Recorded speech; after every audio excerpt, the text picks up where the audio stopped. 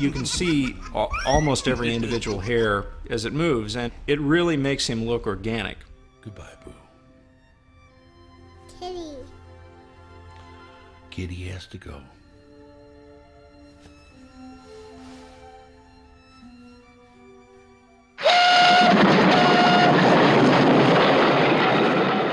Don't you see, Phil? We can't stop the train. There'll be a real life accident. There will be people killed. The Railway Children, probably the best family film ever made in this country.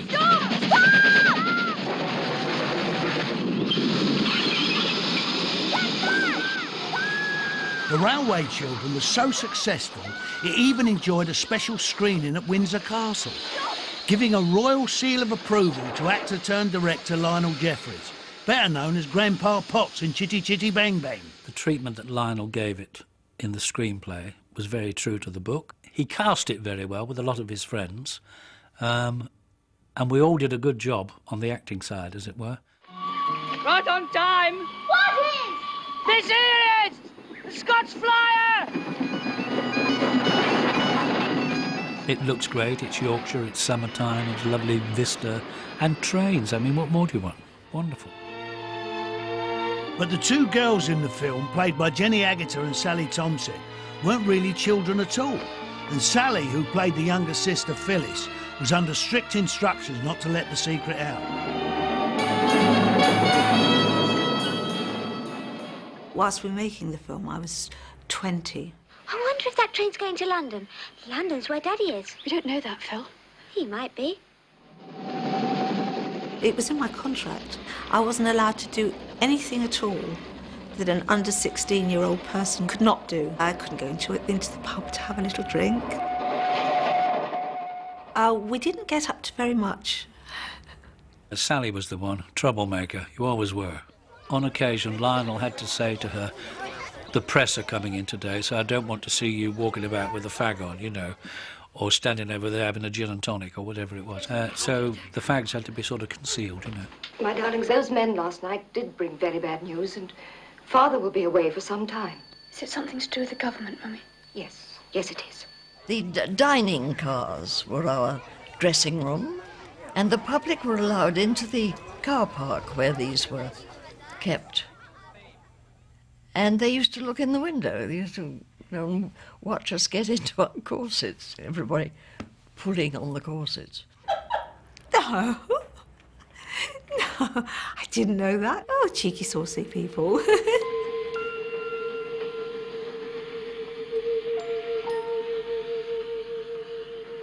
Every time I watch it, I cry. When she's standing on the platform and there's the train pulls in and there's all this steam and you hear the music and suddenly you see this figure climb out of the carriage. She goes, Daddy, my daddy! "Oh, God!" Daddy, my daddy! Well, it's all you need. It's very good tea. Who are you going to call? How about calling the Ghostbusters? You're watching the 100 Greatest Family Films on Channel 4.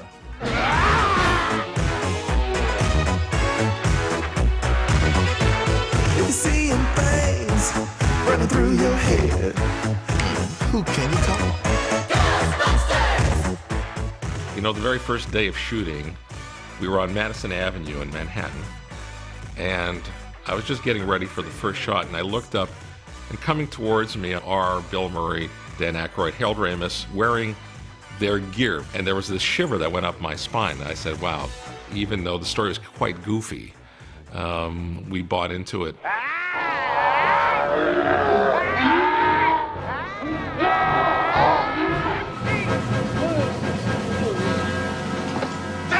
What happened? Are you okay?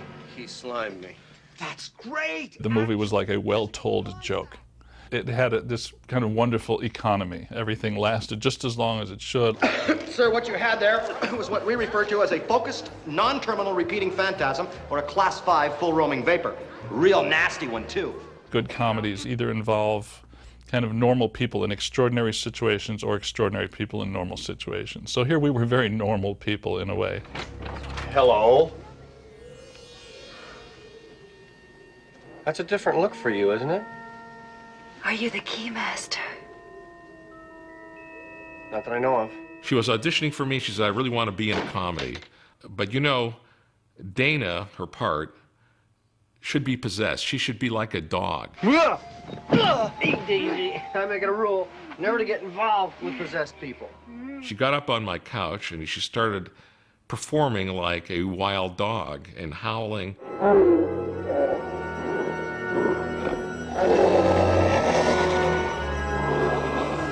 I just stood there with my mouth open, watching the alien woman bouncing around, and I thought, you know, this is a good idea.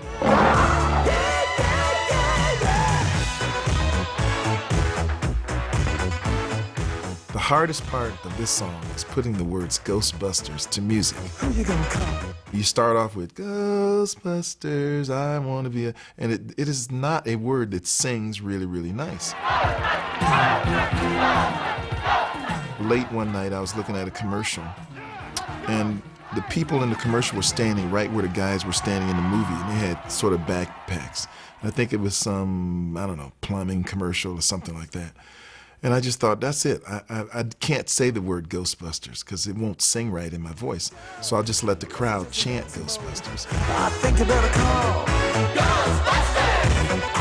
I thought, well, why don't we sort of see how many actors we can get in to say who we're going to call Ghostbusters, you know, right at the end. And it turned out quite a few. Louder!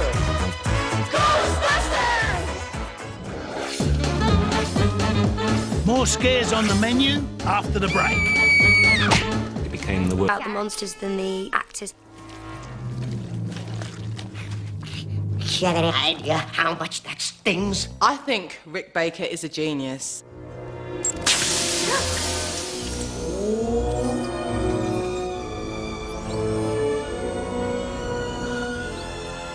When they open up the alien and there's just this tiny little alien inside of him who's working all the controls for the hands and the feet, I just thought that was brilliant. The galaxy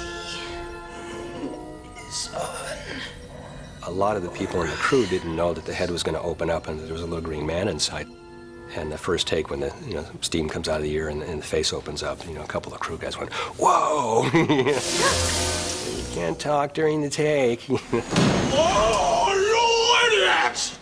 I think my favorite thing is I just love what Vincent D'Onofrio did in the movie, and I think the makeups are kind of fun. You're milk sucker!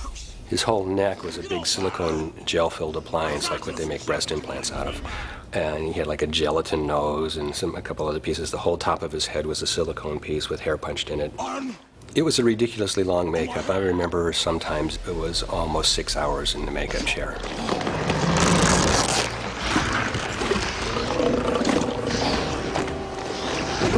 I'm embarrassed to say that. It's a long time to put somebody through something like that.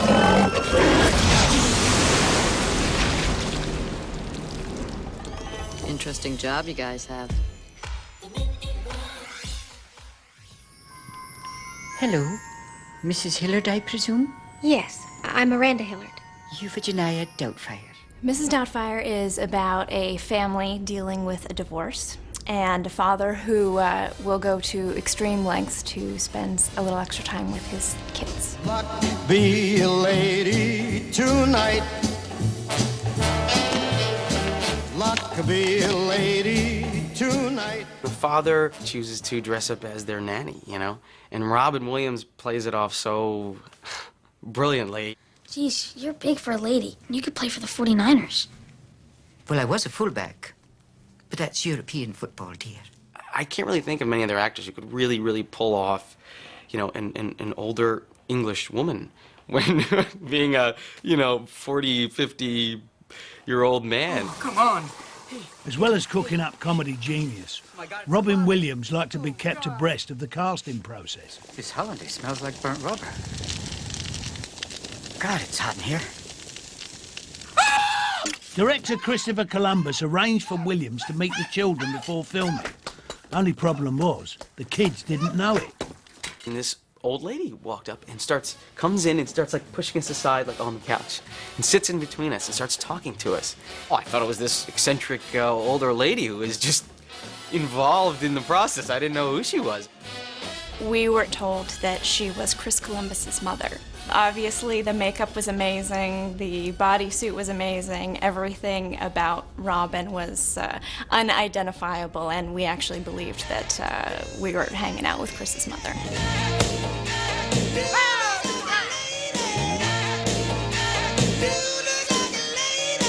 One of my favorite scenes in the movie is when Mrs. Doubtfire is going to the bathroom and my brother accidentally walks in on her and sees that she pees standing up like a man. Oh, God. Oh, God. Oh, my God. Chris! He runs into me and is completely confused, and all he can say is, she's a he, he's a she-she. Mrs. Doubtfire. He's a she. He's a she-she. He's a she-she. What? That is one of my favorite scenes in the movie because it was so fun to film. Anytime you can go into work and brandish a tennis racket like a weapon, I think is just fun. Get it in the balls. Yeah. She's got him. She's got everything. The reaction out of me was really honest because I really didn't need to see anything else besides an older woman with her skirt hiked up and some kind of stream of urine coming from that area. That was enough, believe me. That was plenty. Next, smashing film, Gromit. The most recent family movie in our top 100 comes in at number 25.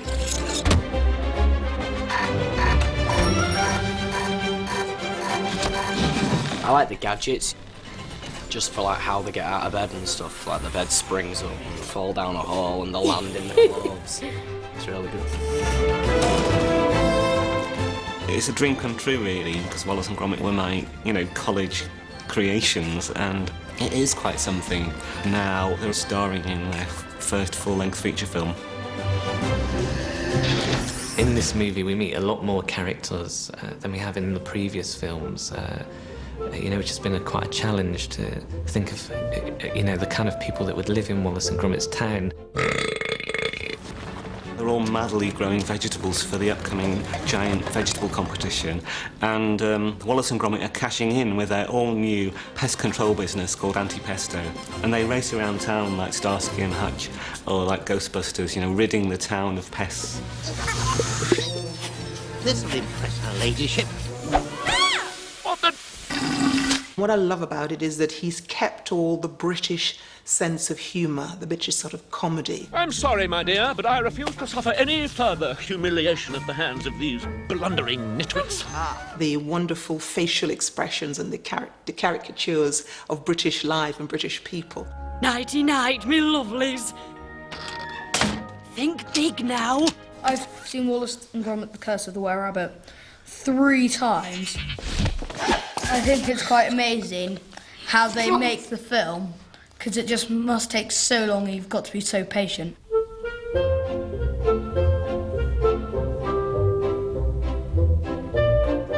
We have a fantastic team building the sets, building the models, and a whole team of animators. Steve and I were directing about 30 animators for most of the time. Instead of a werewolf, it was a were-rabbit. And instead of, flesh and blood, in Wallace and Gromit's world, it's got to be something more absurd. So we made it vegetables. There's got to be a vegetable-eating monster. So, in effect, it became the world's first vegetarian horror movie.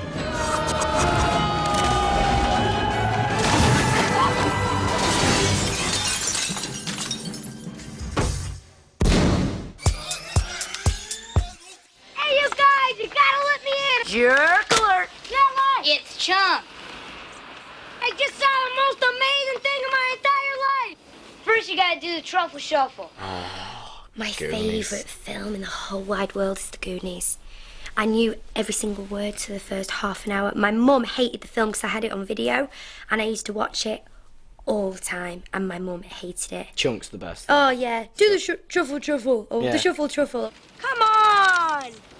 Do it. Come on. Do it.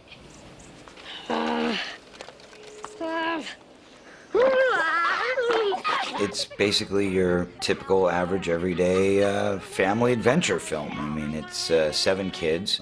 They get this wonderful opportunity for a great adventure by finding a map. Counterclockwise. Try it, Mikey. Try it. Yeah. And it turns into a whirlwind.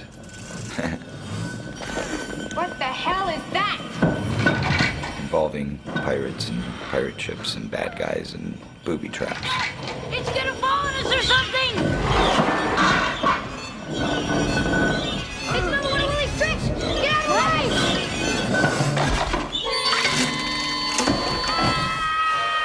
Every celebrity you could think of in the world wanted to check out the set because it was one of the biggest sets that was ever built at Warner Brothers at that time.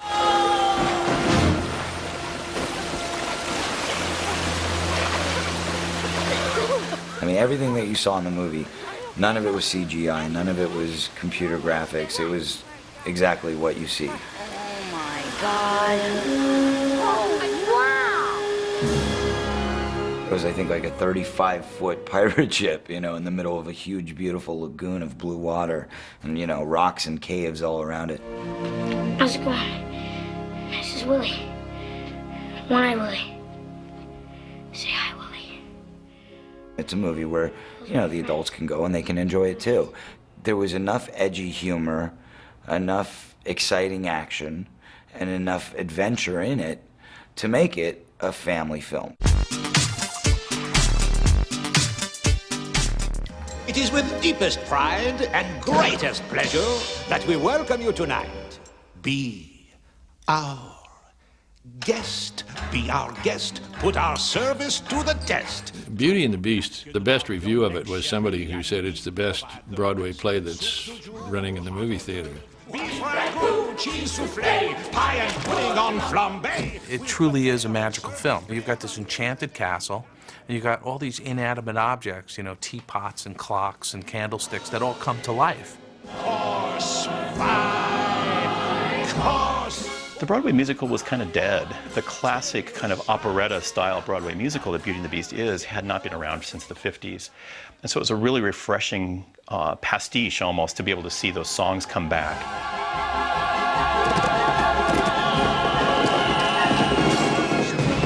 It signaled the return of Disney as a studio doing musicals for kids.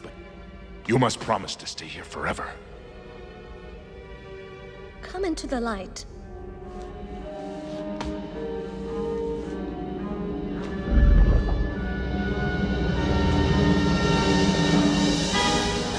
It's an allegory. It isn't what you look like, it's who you are inside, and it's as simple as that. Well, the master's really not so bad once you get to know him. Why don't you give him a chance? I don't want to get to know him. I don't want to have anything to do with him. If there is a formula, this one's it. It's my favorite. I was very close to it and you know, worked with everybody on it and had a wonderful time making a wonderful movie. The ballroom scene in Beauty and the Beast is sort of the crystallization of this melding of hand-drawn and computer-generated animation. It was the first time that you really saw in a feature-length animated movie what the addition of computer technology could do in terms of the kind of images you could see. Ever just the same. It really was kind of a breakthrough sequence, and it allowed the filmmakers, our directors, to free up the camera and actually fly a camera through the ballroom as Belle and the Beast are dancing around. And it was really, I think, a moment in animation that people had never seen before. Tale as old as time, song as old as rhyme, Beauty and the Beast. I'm John Hurd, and you're watching the 100 Greatest Family Films on Channel 4. Kevin! We end this part with one of the highest grossing films of all time. It reinvented the child star in the 90s and made a household name of Macaulay Culkin. Hello. Home Alone. Every mother's nightmare.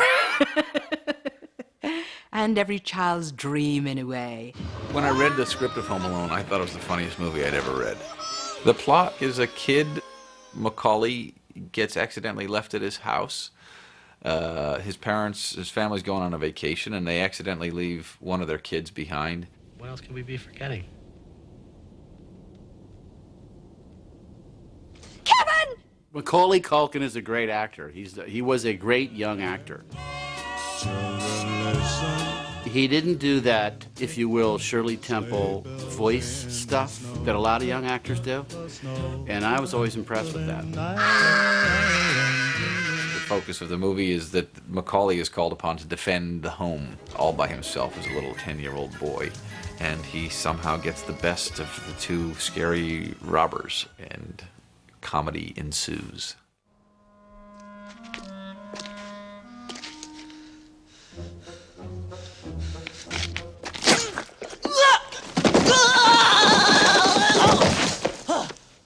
I say to Leon, do you like that? I mean, he said, I hate this. Are you kidding? I hate this job. I said, why are you doing it? He said, I got 2 kids I got to put through college. Why do you think I'm doing it, you idiot? You guys give up, or you're thirsty for more? I just thought it was really funny because the rubber kept on falling down and Kevin was like making special traps. Heads up! Don't worry, Marv, I'll get him for you. Would you like to be home alone? I'd rather be like alone with no robbers chasing me. Maybe like for maybe about a day, but with no one in the house. You'd miss Just me like, though. You'd miss me. No, not for one day. No, I you'd wouldn't. miss me. I wouldn't. Yeah, you would. I wouldn't. You'd miss me. When you went to Africa, I didn't. You'd miss me. No, I didn't. You'd miss me.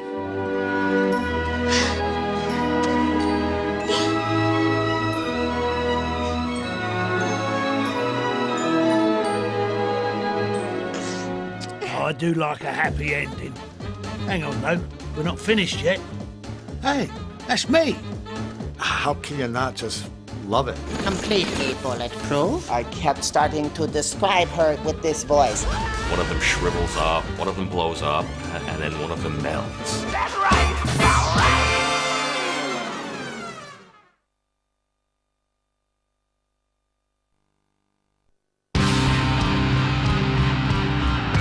Close your eyes, listen to your heart, and think.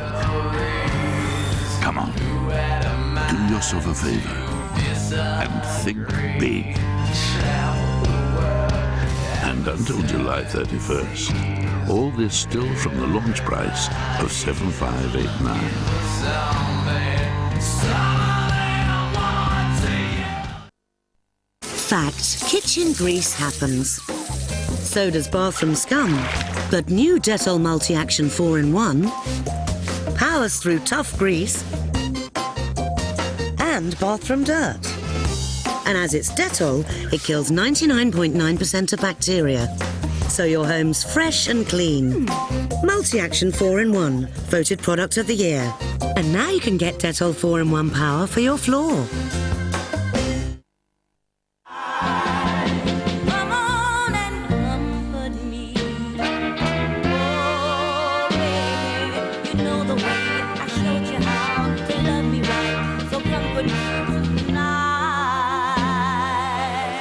Wrap yourself in luxury with new Comfort Crate. Bagheera, I'm getting a little sleepy. Shouldn't we start back home? Mowgli, this time we're not going back. I ended up with the role of the voice of Mowgli in the Jungle Book, largely because the fellow who they had cast beforehand as an 11-year-old came back during the course of the production of the show, which took 3 and almost 4 years at that time, with a changed voice. For an 11-year-old kid, laughing on cue is a very difficult thing to do if you don't really practice it. I had the writer tickling me, I had my dad in the booth making gorilla noises, I had everybody in the whole set trying to do things that would amuse me enough that I would laugh. Blimey, he's got legs like a stork, he has. We originally were thinking about the vultures and wanted to have fun with them. And there were 4 vultures. We said, let's make a barbershop choir, a barbershop quartet, and the Beatles were taking over the world. Haven't you got a mother or a father? No, nobody wants me around. And that was the way the northern people talk in England. Kid, we'd like to make you an honorary vulture. We fell in love with it. We just said, this is absolutely great. We're going to have 4 guys that sound like the Beatles singing a barbershop quartet song. We're your friends. We're your friends. And when you're lost in dire need, Who's at your side at lightning speed? we're fond of every feature coming down the pike. In fact, we've never met an animal we didn't like. The Sherman Brothers, I think, they have had a lot of credit for what they've done, but I think they're probably some of the greatest. They've written some of the greatest songs of the 20th century. I want to be like you. My favourite bit is got to be King Louis singing King of the Swingers with some transvestite dancing. Yeah, can learn to be like someone like me. Say do da ba ba ba da doodle da da da da da.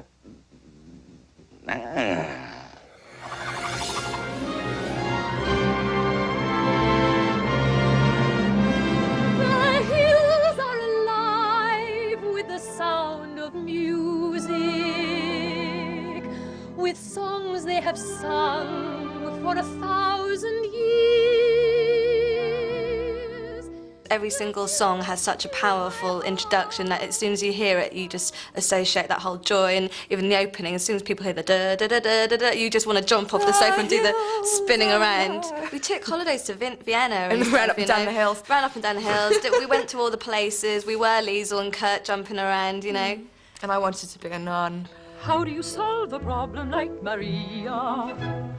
How do you catch a cloud? As the nun who became Austria's very own singing super nanny, Julie Andrews' portrait of Maria is probably the most famous performance in any family film. Whiskers on kittens, bright copper kettles and warm woolen mittens, brown paper packages tied up with strings. These are a few of my favourite things. Things like that scene in The Thunderstorm where we're all in the bed together. That to me was always kind of like my image of the perfect family, of children that can have that kind of intimacy and that kind of fun and that kind of joy within a family. Doe, a deer, a female deer, hooray, a drop of golden sun. Me, a name I call myself. I literally grew an inch a month while we were filming, and it just created havoc. For continuity, I'd put the same costume on and it wouldn't fit it anymore. It also, well, I like to think it contributed to my slight sort of puppyish clumsiness in some of the dance numbers because my legs were growing so fast that, I mean, I would sort of look down at them as two alien beings every time it was time to do a dance number, and they just wouldn't seem to do whatever it was I wanted them to do. That will bring us back to so do ra fa mi do re, so do ra fa ti. For what it set out to do, I don't think anyone could ever have done it better, and ever will. And I pray no one ever tries to do a remake.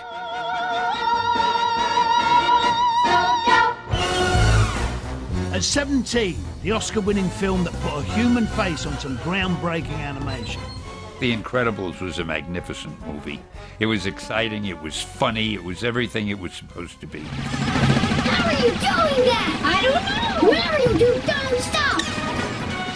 The Incredibles was meant to be kind of a early to mid-60s futurism. Kind of the future that we were promised, where jetpacks are possible and weird flying vehicles are kind of the norm.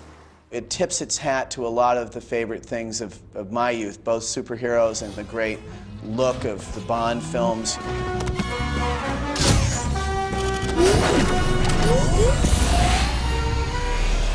The Incredibles is about a family of retired superheroes and how they cope with trying to be normal or pretending to be normal, and how ultimately they need to get back into the whole superhero mindset.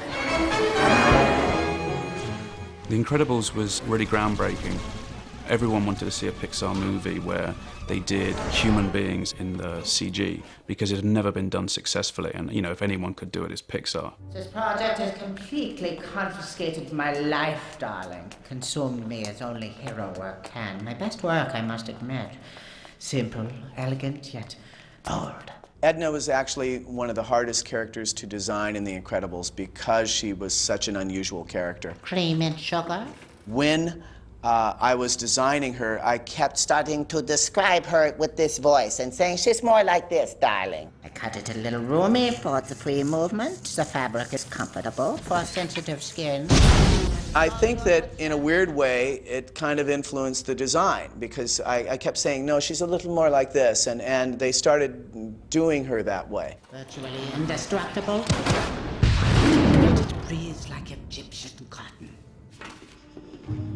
There were these wonderful details. The mother's rear end had clearly spread a little in middle age.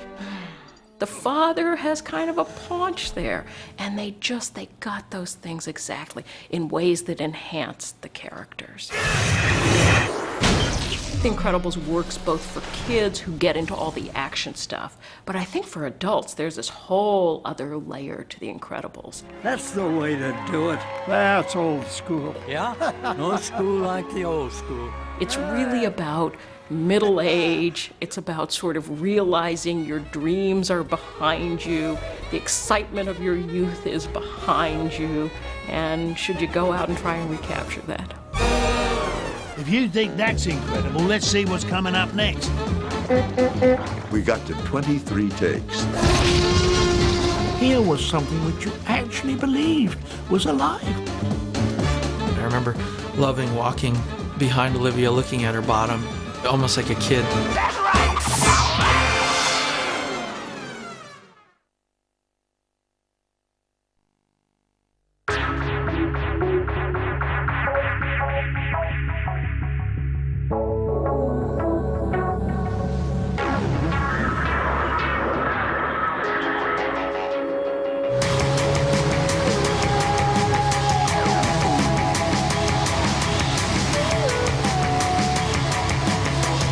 Performance and style redefined. Seat FR Series, Man and Machine as one.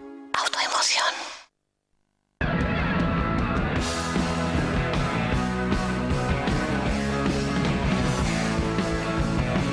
Space travels in my blood.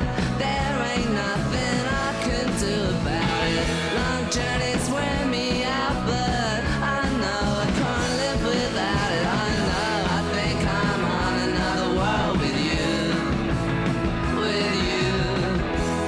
another planet who's holding you down, another. Where will your conversations take you? With free weekends on Pay As You Talk. The Tesco Internet Phone, only £14.97. Buy one and you can call any other Tesco Internet phone free. Not bad at all. Though come to think of it, get another one for your mum and she can call you free. Then, if your mum gets one for her friend and her friend gets one for her daughter, they can talk to each other free too. Well, now the ball's rolling. Before you know it, the entire nation will be nattering for nothing. And when your auntie in Aberdeen sends one to her cousin in Cairo, well, you never know where it'll end. Tesco Internet Phone. Every little helps. It looks different and it feels different. Go beyond whitening with McLean's White and Shine. Micro buffers gently polish teeth, leaving them whiter and so smooth they shine. Don't just whiten, shine. McLean's White and Shine. In the sun and the sea, your skin is at risk. I defend the youth of my skin. Solar Expertise Milk Spray Mist, our weapon to help protect against premature wrinkles, brown spots, and dryness. Yes to summer, no to premature skin aging. L'Oréal Paris Solar Expertise Milk Spray Mist. Because you're worth it. Hi, I'm Barry Scott. You remember how powerful Cillit Bang was on the penny test? Now let's see what a doddle it makes of everyday cleaning. Cillit Bang never ceases to amaze me. Just look at this draining board. Simply spray it on, wipe it off. Look. With Cillit Bang, the soap scum left after every shower is no problem whatsoever. Soap scum, lime scale, grime and rust. Cillit Bang can tackle them all every day. Now I use one cleaner, not 30. Cillit Bang, grime and lime. Bang, and the dirt is gone. Okay, let's take a break. I love this new shape yogurt. It tastes gorgeous. And it doesn't make me feel like raiding the cupboard for something afterwards. Introducing New Shape as never before, now with a special blend of fibres and proteins. See if it keeps you satisfied for longer. So next time you're feeling peckish, try New Shape, lasting satisfaction.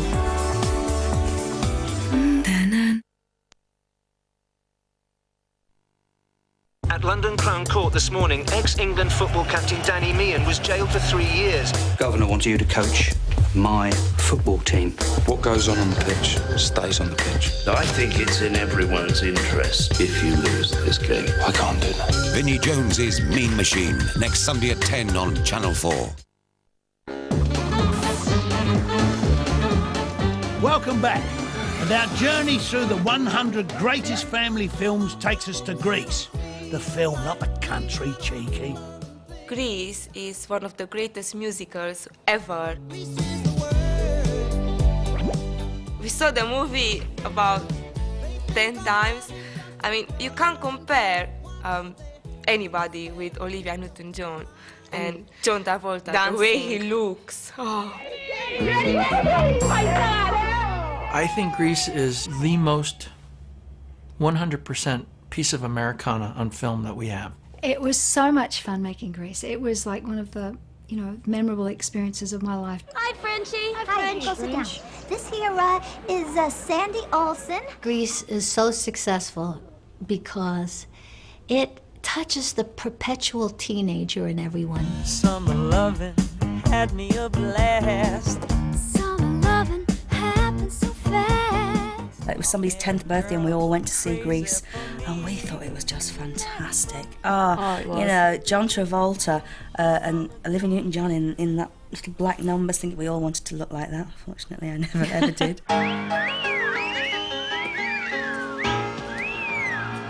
To play the saucy side was a lot of fun and a place I hadn't really gone, particularly on screen. So I really enjoyed that. Sandy? Tell me about it, Stir. She decided to put on her outfit, whole hair, makeup, everything. Nobody recognized her.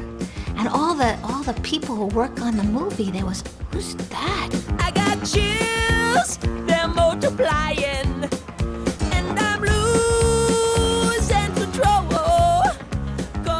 The cameraman and everyone suddenly, they all turned around and they stared at me and they were all flirting with me and wolf whistling. And I thought, they didn't know who I was, seriously. And I thought, what have I been doing wrong? You better shape up, 'cause I need a man. And my heart is set on you. I remember loving walking behind Olivia, looking at her bottom, and almost like a kid, captivated by this girl that he didn't know existed.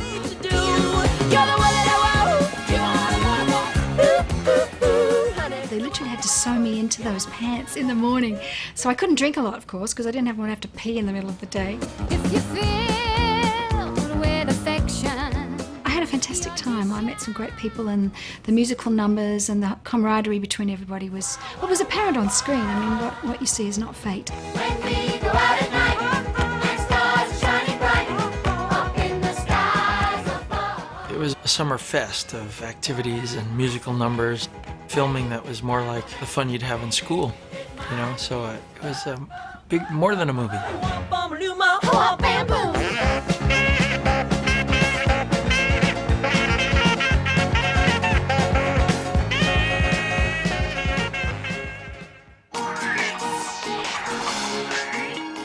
Could you tell me how to get onto the platform? Not to worry, dear. It's Ron's first time to Hogwarts as Harry well. Potter is an orphan, lives with his sort of nasty aunt and uncle, and he's actually a wizard on the way to Hogwarts. It's walked straight at the wall between platforms 9 and 10. Best do it at a bit of a run if you're nervous. Good luck.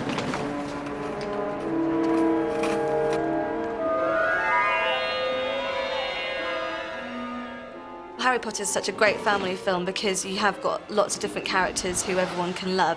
There's just so much in there, but the actual magic ingredient too, the fact that it's just set in a fantasy world that you want to be part of.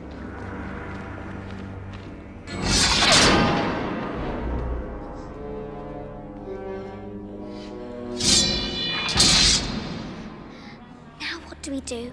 It's obvious, isn't it? We're gonna play our way across the room. It's magic, it's spooky things, it's scary, it's... The special effects are great in it as well, absolutely brilliant, where there's just so much going on.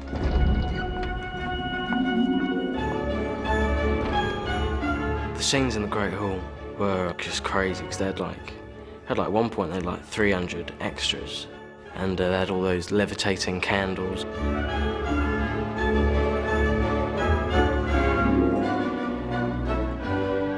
We began with real candles on wires, but a few of them couldn't take the heat and fell down, so we removed them all and did it digitally. You walk into that room and it's spectacular and awesome, and especially filled with all those kids. Welcome to your first flying lesson. Well, what are you waiting for? Everyone step up to the left side of their broomstick. Come on now, hurry up. The scene where they learn how to fly was filmed in Alnwick Castle. And say up. We saw the kids for the first time, dealing with the brooms, and actually it was the first time that any of them had worked with brooms. There were a couple of times where the brooms didn't go where they were meant to, and that was a little uncomfortable. With feeling. I had this special broom made that was sort of the stick was actually sort of foam padded. Went up to about there, just sort of missed my eye. There was no way that I could ever have anticipated either the success of the books or the films. I knew it was something special. I loved it.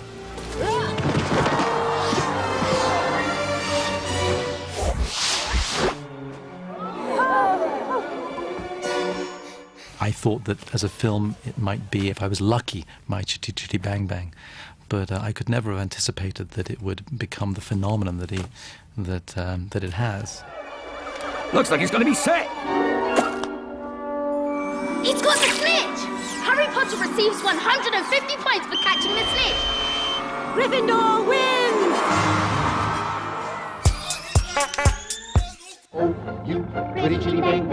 And now, the most famous four-fended friend in the history of the family film. I had a great time shooting that movie, and I'm so happy that it turned out to be kind of a perennial. Bang, bang, chitty, chitty, bang, bang, our fine four-fended friend. Bang, bang, chitty, chitty, bang, bang, our fine four-fended friend. Actually, we ended up in shooting some of it in the south of France, simply because there was sunshine there. And no one's ever noticed that Chitty's driving supposedly through the English countryside, and there are vineyards on both sides. High, low, anywhere we go on Chitty Chitty we'll depend. Bang, bang, chitty, chitty, bang, bang, our fine four-fended friend. Dick was just so funny. It didn't matter how miserable we were, Dick would cheer us up every time. He would just put on this clowning role, and we'd be falling about laughing. I think in the last 36 years, 80 or 90% of conversations I've started with anybody about the film start with the phrase, "I was so scared of that child catcher. I had nightmares about that child catcher." Here we are, children. Come and get your lollipops. It was Robert Heltman, of course, who played the child catcher, and did it superbly well. Come along, my little ones. So where his head comes underneath when they're hiding, and he just bends down. It's just awful stuff. Terrifying moment. All free today. The bit that scared me most was when the ice cream stuff all falls off the cage and he cracks the whip and it takes off. Those were real screams of terror. That was frightening. A gentleman's got a walking stick, a seaman's got a cap, and the merry men of Robin Hood, they used a quarterstaff. On Spanish plains inside the caves, they hide their ruddy sword. What we may do with an old bamboo when everyone applauds. My old bamboo, that's one of the most incredible dance routines I've ever seen in my life. Dick Van Dyke never had a lesson in his life of dancing. And he was, at the time he did Chitty Bang Bang, 42 years old. He's just got this mind that can absorb this material and do it.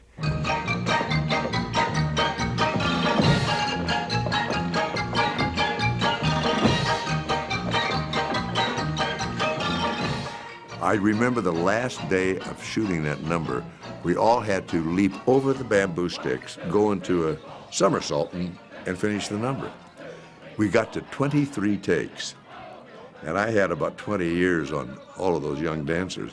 You could see me on the screen going, just barely made it. You better have a mother with the old man.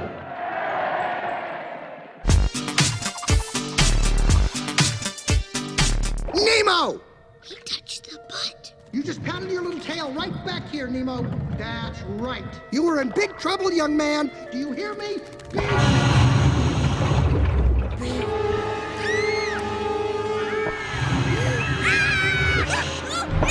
Finding Nemo is a great family film because it's got the action and excitement and adventure of a quest film. It's about a clownfish called Marlin. He loses his son. His son gets captured and put in a dentist's aquarium, and he has to cross the ocean to find him. I want to go home. Do you know where my dad is? Honey, your dad's probably back at the pet store. Pet store? Yeah, you know, like, I'm from Bob's Fish Mart. Pet Palace. eBay. So, which one is it? I'm from the ocean. Ah, the ocean. The ocean! Ah! We knew that if we were going to make a movie that took place in the ocean, we needed to learn as much about the ocean as possible. And that really meant experiencing it firsthand. So quite a few of us on the crew got certified to dive.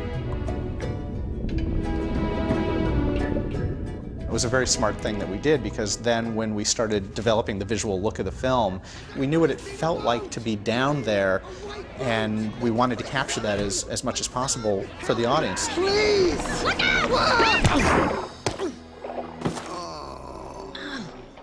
Oh, sorry! It's a dangerous place, so there's always something around the corner that wants to eat you. Hello? And we wanted the characters to be in that situation and for the audience to believe it, that they could die at any moment. Something could come along and just...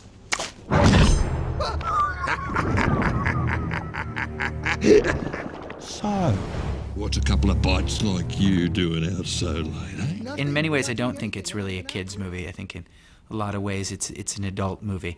It's also about adults' attachment to kids as well as children's attachment to adults.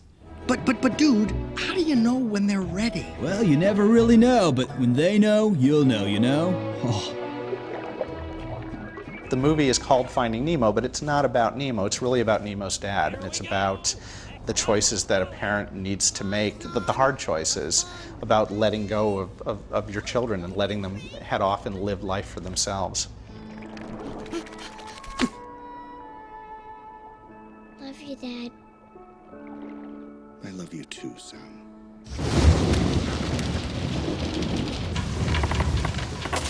I'd keep your wetsuit on if I were you. You might need it. At number 12 in our chart, Steven Spielberg's monster hit. In Jurassic Park, a mad scientist has discovered a way to clone dinosaurs from their lost DNA, and he recreates them on an island in the middle of the Pacific. And some scientists go out to give him the tick of approval. But who would have guessed it? It all goes slightly wrong. The animals break out of their cages and start eating just about everyone that moves. Jurassic Park scared the life out of me. I went to see it in the cinema, and we were that scared that we kept running to the toilet when the scary bit started. So we missed half the film because we were in the loo, like, looking through the gap in the door at the cinema.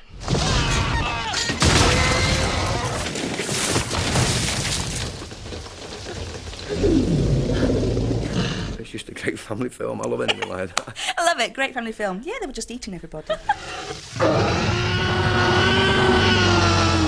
The effects at the time, I guess even now, but at the time were unbelievable. There's a moment in the film when Laura Dern and Sam Neill first see the dinosaurs, which is also the same time that we in the audience first see the dinosaurs.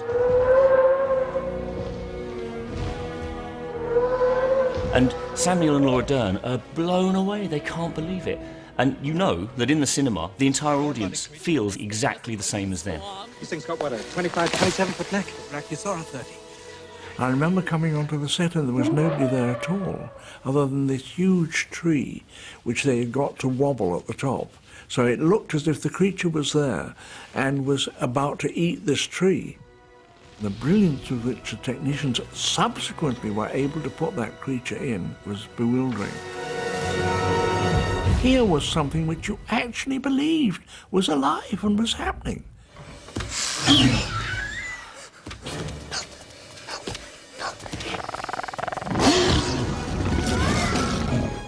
But I think the genius about Jurassic Park is Master Spielberg. And all the things that Stephen had talked about before shooting started, what he hoped to do and what he achieved, seemed to me that was entirely realised. After careful consideration, I've decided not to endorse your park. So have I.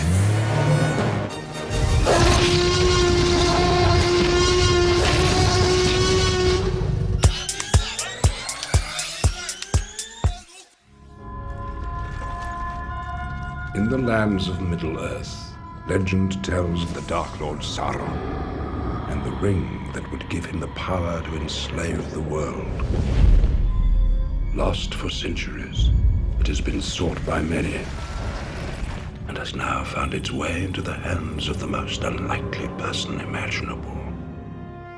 I mean, who wouldn't want to be a hobbit in Hobbiton or a ranger, you know, roaming the land, protecting everyone? I would. I think that's the reason why it's so well loved. It's happy, it's sad, it shows a journey, there's struggles, there's triumphs. So it's everything a family film should be. Get off the road! Hide! Always remember, Frodo, the ring is trying to get back to its master. Ancient hobbits with the mushrooms.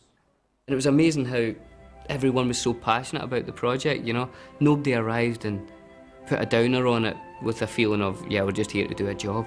Everybody was like so excited about making these books into a film. The average day of a hobbit is getting up around 4:30 in the morning, and they put the feet on and glue them in and all that, and you have to stand up. You can't sit down because there'll be air bubbles. They need the weight. Do some filming, kill a few orcs, save the world, destroy the ring, that sort of thing.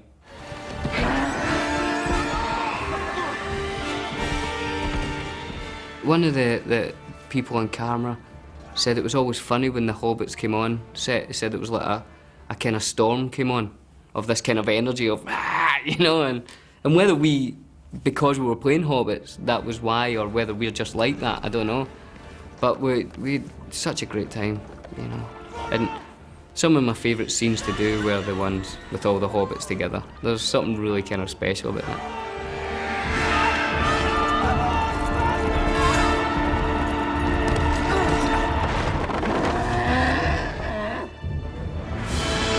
The plan to film the Lord of the Rings trilogy back-to-back was a huge gamble, but it gave Tolkien's great-grandson, Roy Tolkien, the opportunity to visit the set in New Zealand, where he was offered a walk-on part as a Gondorian ranger. I'm on screen for probably about 2 seconds. A boatload of orcs are approaching Osgiliath, and there's the big ugly elephant orc. Quiet. And as that boat approaches, Faramir sort of whispers to the river. To the river, quick! And then it pans across to me, and I'm stood there in the wig and the outfit, handing spears out to various different other Gondorians that are running and fleeing and getting ready to have this battle. Come on. So, incredible experience, and it was fantastic.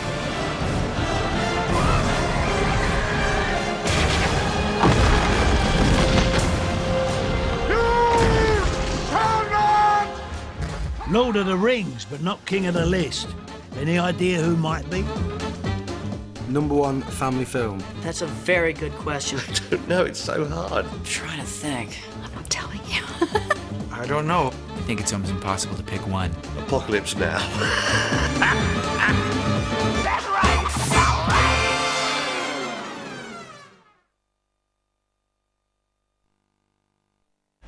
Hey up, new neighbours. Suppose better go and say hello. Okay. You alright? See you. Welcome back to the final part of the 100 greatest family films. It's been a long, long journey, but now we wind our way into the top 10 with that unforgettable family fairy tale, The Wizard of Oz.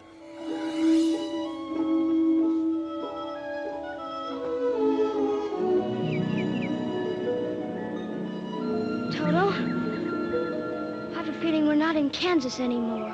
The Wizard of Oz, the greatest fairy tale of all time. We're off to see the wizard, the wonderful Wizard of Oz. And here he is, the Wiz of a Wiz, if ever a Wiz there was. If ever, oh, ever a Wiz there was, the Wizard of Oz is one because.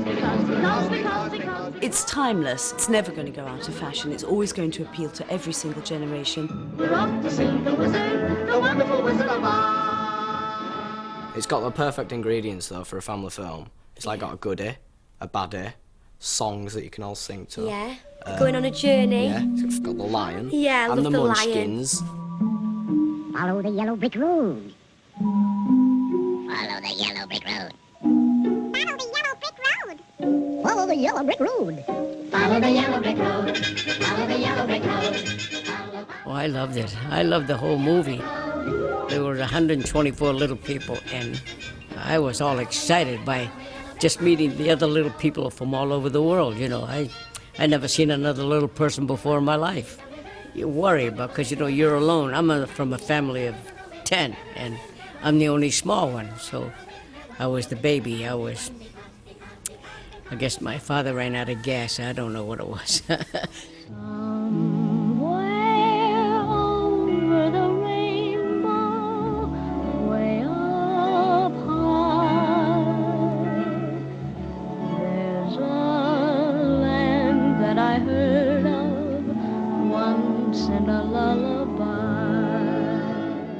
Judy Garland, of course, is one of the greatest stars that ever was in front of a camera.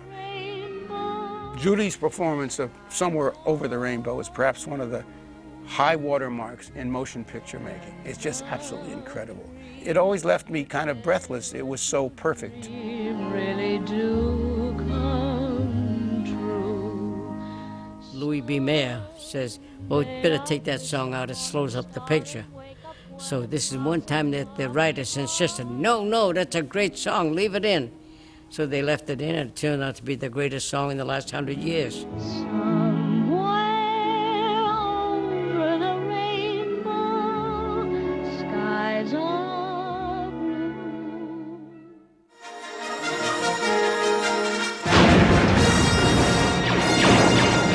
Next, the film that launched 1 million lightsabers into toy boxes around the country. I remember queuing for hours, and we just got in, and it was just so exciting. You just felt as if you were part of something that was new and it was original, wasn't it? And your imagination, wow, this is going to be something great. I'm on a journey, I'm on an adventure. The effects crew on Star Wars have you not? Often didn't really know what they were doing. Yahoo! It was a lot of trial and error, it was a lot of big mistakes and expensive mistakes. We couldn't hire somebody who'd done it before because there wasn't anybody who'd done it before.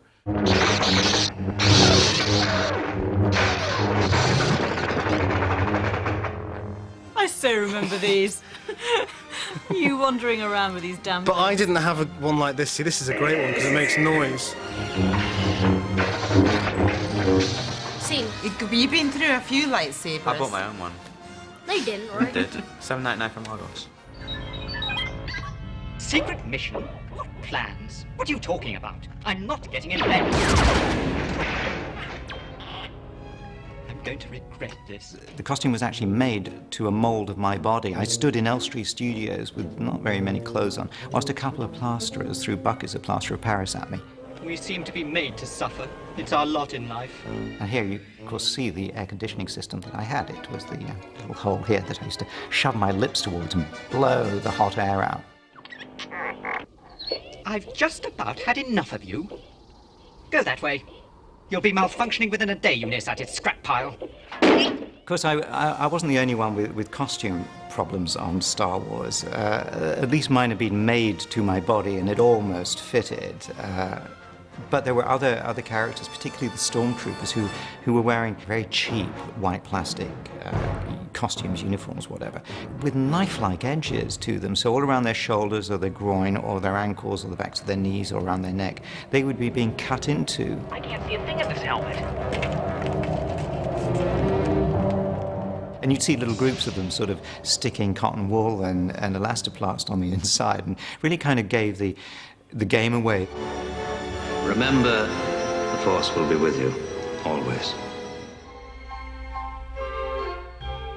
From the pen of author Roald Dahl to the motion picture screen comes a modern classic about a most unusual chocolate factory. If you want to view paradise, simply look around and view it.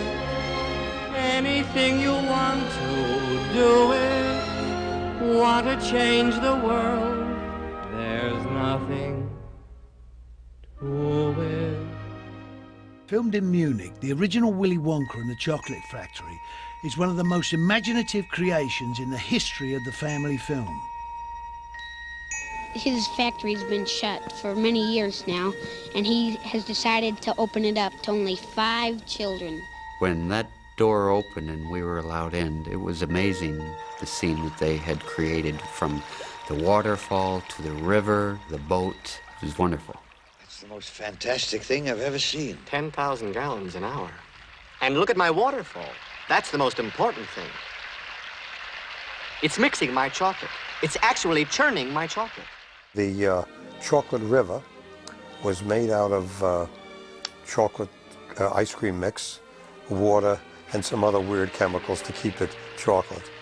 The only problem was that when we didn't use it at night, they turned off the power and the river was very quiet, but it also began to have an odor that was unbelievable. You know, no other factory in the world mixes its chocolate by waterfall. But it's the only way if you want it just right. Grandpa, look over there across the river. They're little men. Jumping crocodile sharks. As well as chocolate, Willy Wonka's factory contained one other magic ingredient, the Oompa Loompas. Listen to me. What do you get from a glut of TV? A pain in the neck and an IQ of 3. Why don't you try simply reading a book? Or could you just not bear to look? We were taken into the studio complex for this first dance rehearsal, and Howard Jeffrey, American choreographer, said, right, guys, you sit there, and we all sat down and watched him. He said, right, just show the basic steps, and he went flitting across this soundstage like Rudolph Nureyev. He did, That's yeah. correct, he did. Yeah. And we went, oh, wonderful, really, that's fantastic. Now you do it. Fantastic. He said, right, we'll do it from the first up. I said, whoa, hang on, short legs. No, we can't do this. Oompa, loompa, doompa dee da. If you're not greedy, you will go far. So he really had to quickly think, go back to basics. 1 step here, 2 step there, lift the leg, 3, 4, 5, to get these little routines, but it did work. Oompa, doompa dee da. If you're not spoiled, then you will go far. You will live in happiness too. Like the Oompa, loompa, doompa dee doo. All right, this is an oldie, but well, it's an oldie where I come from.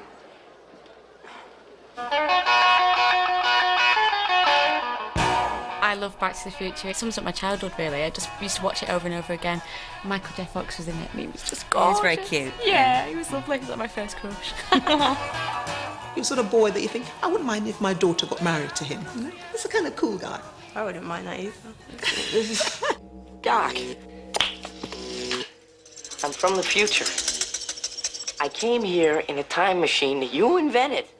Now I need your help to get back to the year 1985. Do you know what this means? Christopher Lloyd is the wacky, mad scientist, and he's just terrific in it.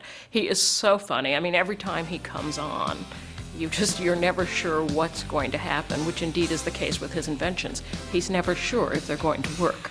Are you telling me that you built a time machine out of a DeLorean? The way I see it, if you're gonna build a time machine into a car, why not do it with some style? He reminded me of Albert Einstein. Great verve, great excitement, and I just thought, this is Doc Brown. He's just so filled with fascination with everything out there, and I just really thought, I want to do this. When this baby hits 88 miles per hour, you're gonna see some serious...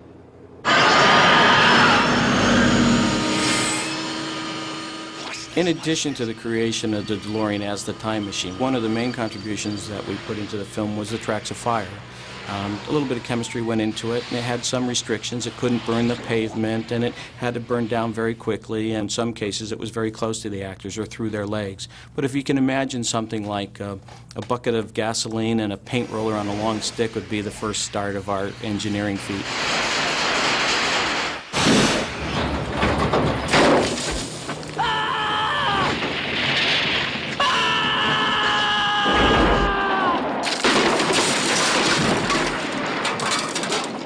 At its heart, there's sort of something rather squirmy going on. Hey, don't worry. It's about the horrible notion that you might fancy your mum if you knew her as a teenager. But it is inoffensive. I don't know what it is. But when I kiss you, it's like I'm kissing my brother. I guess that doesn't make any sense, does it? Believe me, it makes perfect sense.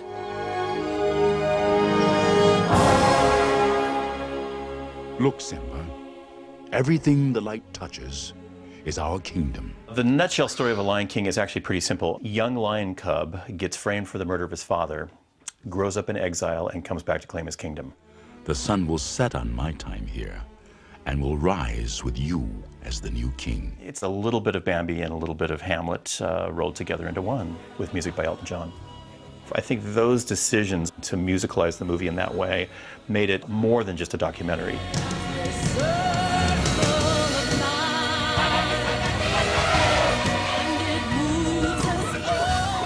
It was Tim Rice's idea to bring in Elton into the project, and I think it was a really inspired idea. I don't think anybody expected that Elton would say yes, and then he did and wrote, you know, a number of really terrific songs for the picture.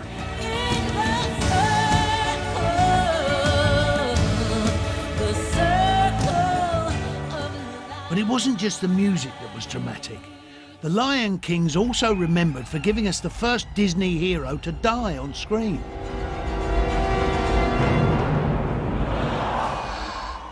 The stampede was unusual because we wanted to create something very real and very visceral. It is actually the murder of Simba's dad in the film.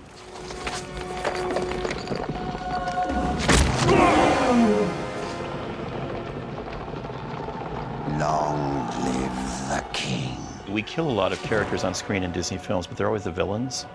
We rarely kill the heroes or the parents. To see Simba walk up to that lifeless body was really, I mean, it's a tearjerker. Dad? We got one letter that they read to a group of us, and it really, it chokes you up, because here was a kid who lost his father around the time that the movie had been released. No. And the fact that he went to see that movie and it helped him get through the loss of his father, I thought was just amazing. And it's like every time I talk about it, I always start to get a little choked up about it. It's something that really resonates with a lot of people.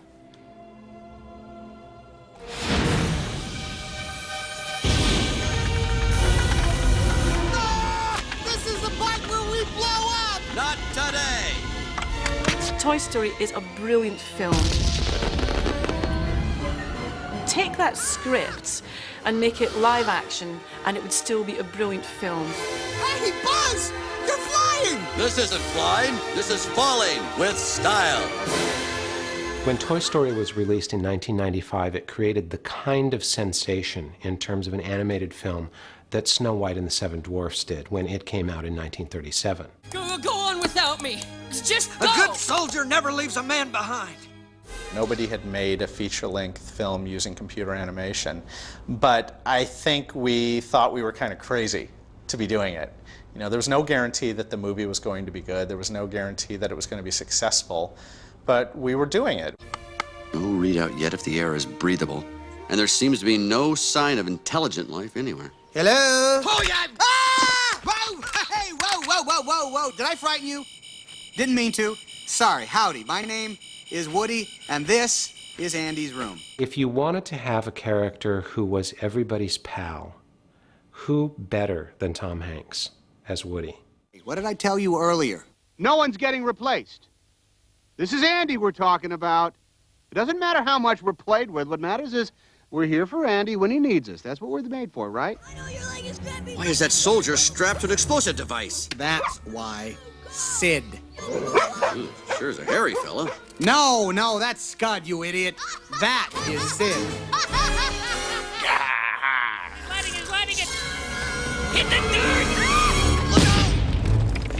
What does it take, I mean, to mutate toys and blow them up and, you know, do all these horrible, demented things with them and stuff and get pleasure out of it, wonderful pleasure. You know, that's, he's a very demented little boy, but, yet a very fun character to play. Hannah! Jenny's all better now. It's funny, it's energetic, it's wholly original. Toy Story deserves to be not only one of the best, greatest family films of all time, it deserves to be one of the greatest films of all time. To infinity and beyond!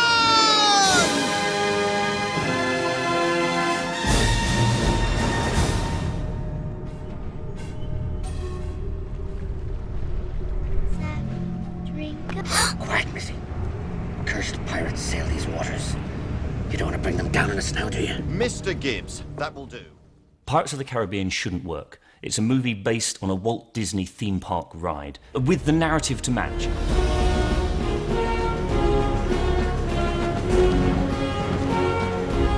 And Johnny Depp creates this character, which makes it one of the greatest Saturday night movies of all time, one of the greatest family movies, because Depp's character is perfect.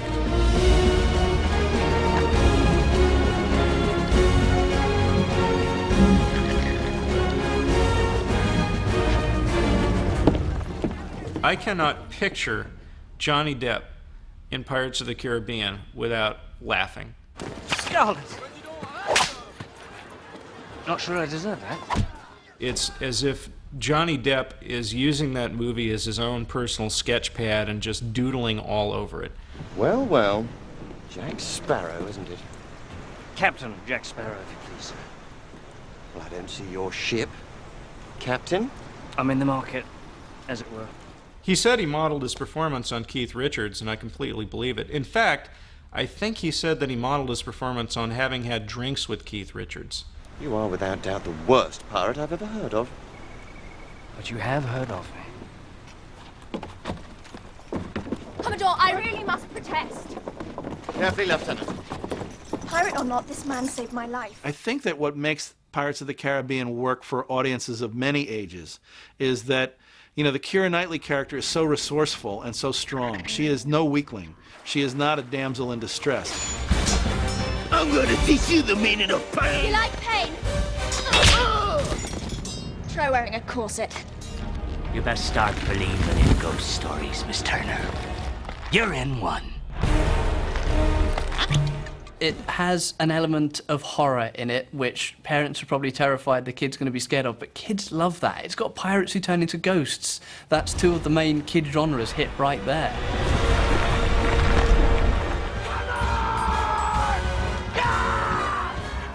The pirate film was considered a huge risk. Essentially, it was a genre that was dead in the water. No one had done one for many, many years, and so when Pirates came along, everyone expected it to fail, and yet, against conventional wisdom, it was a huge, huge hit. This is the day that you will always remember as the day that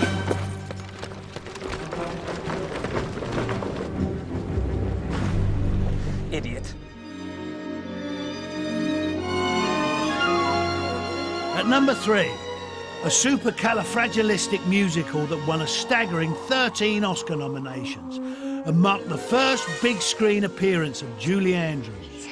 It's the person. Mary Poppins is a very special character that was created in the mid-30s by Pamela Travers, and Walt Disney fell in love with that character. As I expected, Mary Poppins practically perfect in every way. Mary Poppins, is that your name? It's lovely. I was the original Jane Banks. Julie Andrews, it's always very hard for me to talk about her seriously because she swears like a Marine And I don't mean to be rude to the Marines, but she's got quite a foul mouth. Spitball! You can be standing in a lineup with her and she'll pinch your bum. Cheeky. Somehow or other, that camera would turn and on would come this perfect person, the perfect nanny. That a spoonful of sugar helps the medicine go down. The medicine go down, medicine go down. Just a spoonful of sugar helps the medicine go down. Bob's son came home from school one day, and Bob asked him, Jeff, how was school? And Jeff said, well, it was fine. I had the polio vaccine today. And Bob said, well, oh, did it hurt? He said, oh, no. They put the medicine on a cube of sugar, and then we just took it in our mouths and swallowed it. It was easy, you know, it tasted good. For a spoonful of sugar helps the medicine go down in a most delightful way. Supercalifragilisticexpialidocious, even though the sound of it is something quite atrocious. Supercalifragilisticexpialidocious was definitely a Richard Sherman brainstorm. Oh, supercalifragilisticexpialidocious, even though the sound of it is something quite atrocious. We actually concocted the word, starting with super duper, super colossal. Wanted it to be an atrocious kind of a word. It sounded good because you could say something longer than anti-disestablishmentarianism, which was the longest word in the dictionary at the time. Now supercalifragilisticexpialidocious is. Supercalifragilisticexpialidocious. Which backwards is docious aliexpialidocious.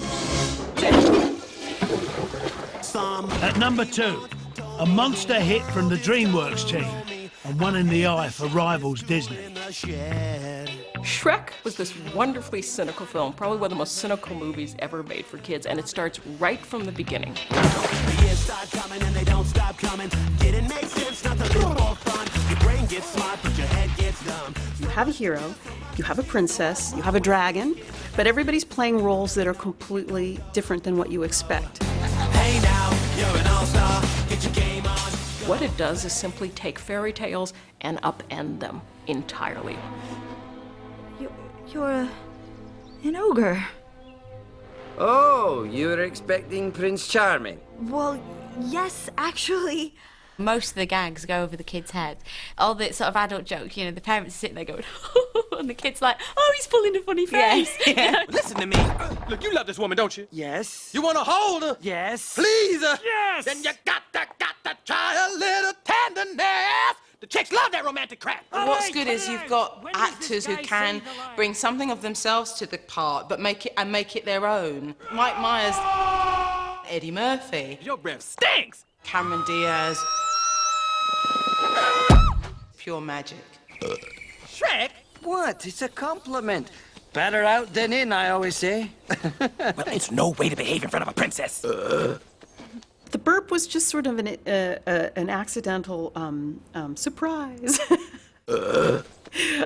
Cameron had a can of soda pop with her while she was recording, and she just let out this fraternity house burp, and it was great. And we just thought, well, that's an ogre attribute. We got to use that.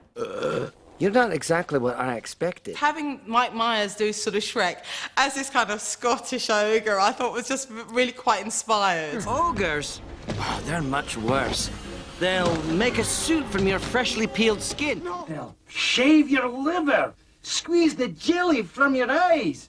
Actually, it's quite good on toast. It was a voice that he played with once for us in reading a letter that Shrek's dad had written. This was way before the script had, finalized. And he used the Scottish accent, and we just all went nuts and said, you have to do that. You have to do that for Shrek. I love you. Really? Really, really. This film achieved a tone that really hadn't been achieved before in family films. It was both irreverent and sweet. Tell me Jules' first kiss. This was in many ways an anti-Disney film. It took all those years of Disney fairy tales we've seen on animated screens and just said, bitch slapped them. Basically, if you'll pardon the expression.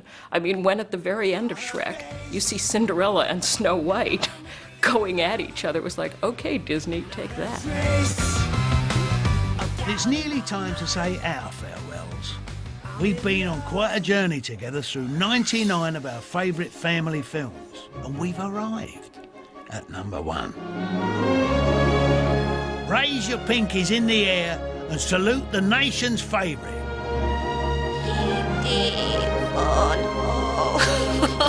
E.T. Phone Home. My little brother really did think he was E.T. for quite a long time. He used to wander around the house with a little finger.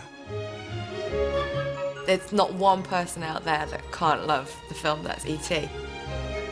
The image of that moon with the bike going over, I mean, that's the flying bike. It's a classic image, isn't it?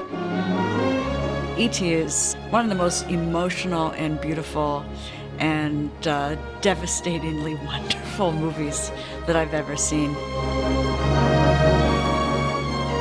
I just remember going to the theatre and seeing E.T. and being transported to another place. This horrible little alien gets lost on Earth, and 3 great kids help him get home. Elliot! Sit down. Dad would believe me. The idea, the kernel that got me to write the story to E.T. began with the divorce of my parents and how I felt being so isolated and alone after my parents broke up. Maybe you ought to call your father and tell him about it.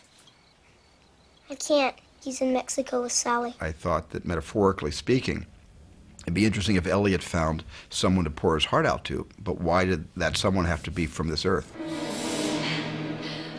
That's terrific. Stephen took a lot of trouble in how E.T. was operated. We could really experience his emotions and his sadness and his fear, and he really did become very real. There were about 18 different sources of either animals or people that were recorded that were used to make up all the sounds that E.T. eventually made. I used a lot of raccoon sounds, sounds of a little sea otter that I recorded, which gave little cries. One source was my wife, Peggy. She was sick with the flu and had a raspy, wheezy breathing. And it worked great. There were several ETs. First of all, we had a mime that when there were just close-ups of the fingers and the hands, we used the mime. And a lot of the time, E.T. was run by hydraulics.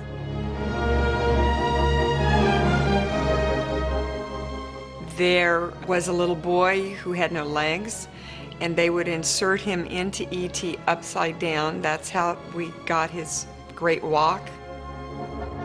I was born without legs, and so that made me perfect to fit inside the E.T. costume.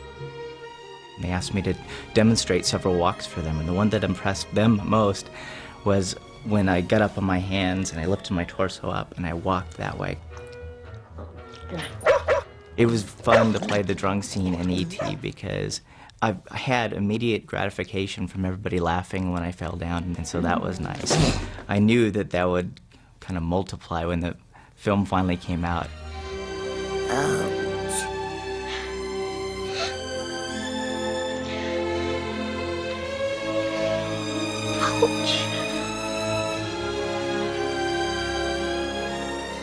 I think it's going to be an international icon for eternity. It very much is our generation's Wizard of Oz. I'll be right here. I was poleaxed by the success. I couldn't believe it. I could not believe it. E.T. in his time was pretty unprecedented and took my breath away.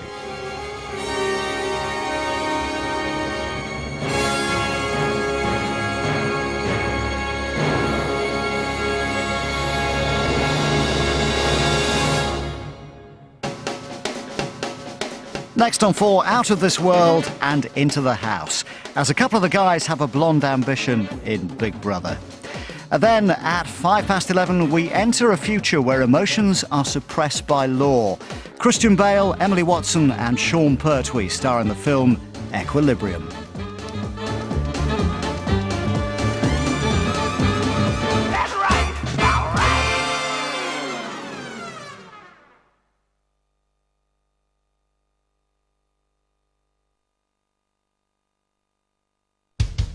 E4 has been panning for comedy gold with its fat, grubby mitts. Check out